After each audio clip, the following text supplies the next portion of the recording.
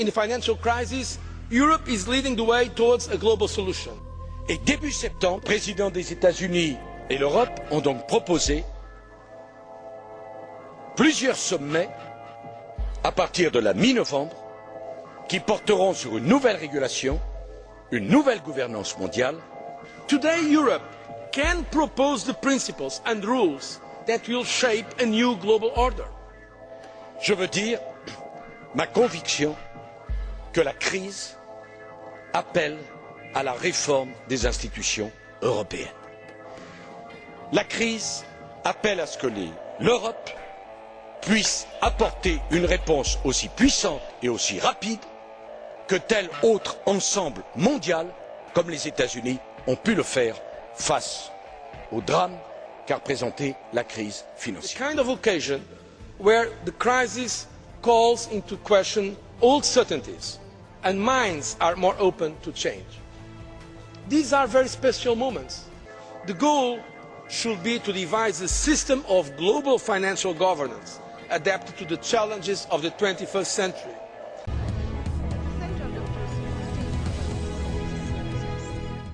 Teaming up with emerging economies, Europe seeks Chinese and Indian help to overhaul the US-orientated global financial architecture.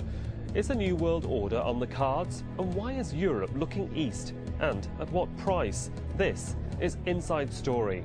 Europe shows its true colors in times of crisis. Et donc, nous aurons avec le président Barroso à construire une feuille de route pour le mois de décembre pour voir comment on apporte une réponse à la question irlandaise. We discovered that the more you look into the EU, the more it becomes clear that it's part of an even bigger global agenda. This agenda is to end national sovereignty and independence and merge more and more control of the world into the hands of a small number of elite who have great influence on large countries and organisations. History has proven how this level of power corrupts and has shown how it's open to abuse, tyranny and repression of the population. We have before us the opportunity to forge for ourselves and for future generations a new world order, a world where the rule of law, not the law of the jungle, governs the conduct of nations. When we are successful, and we will be. Part of the bigger agenda for a global union by 2018, because there already exists the African Union, the Pacific Asian Union, the European Union, and the recently signed North American Union. It was signed in 2005 that links Canada, Mexico and America together as one union, where all the sovereignty of all the countries have gone. That's been signed away. The new currency in the North American Union is the Amero. If you Google it, you'll find out about it. It's identical to the euro, and it's really paves way for a global new world order. Has anybody on the bench anything to say about it? Anybody familiar with that? I'm not really familiar with that, except one report that all MEPs were sent making the case for a North American Union about a year ago. We were all sent this, and it was very like the European Union, only it was America. Propose new currency for the North American community, which is being developed right now between Canada, the U.S., and Mexico to make a borderless community much like the EU, and the dollar, Canadian dollar, U.S. dollar, and the Mexican peso replaced by the Amero.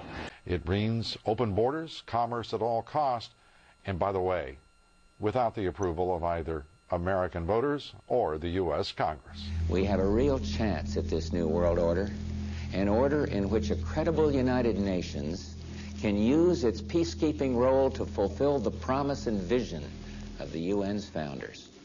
The connection between the United Nations, New York City, and the Rockefeller Foundation is clearly drawn.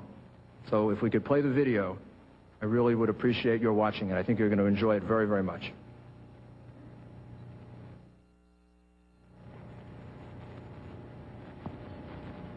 On the eve of the 50th anniversary of the United Nations, it is important to recognize more than just an event.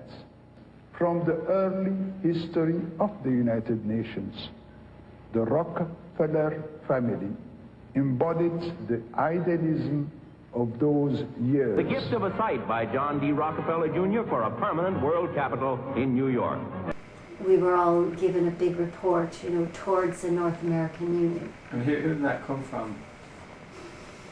I'm sorry, I don't know, and I carried it around in my bag forever because, it was a big report, and, I kind of was reading it on airplanes and things, and very much, the same model. You're saying the push for North American doesn't exist, no reports exist. Well, we certainly got a report, we did get a report advocating North American Union.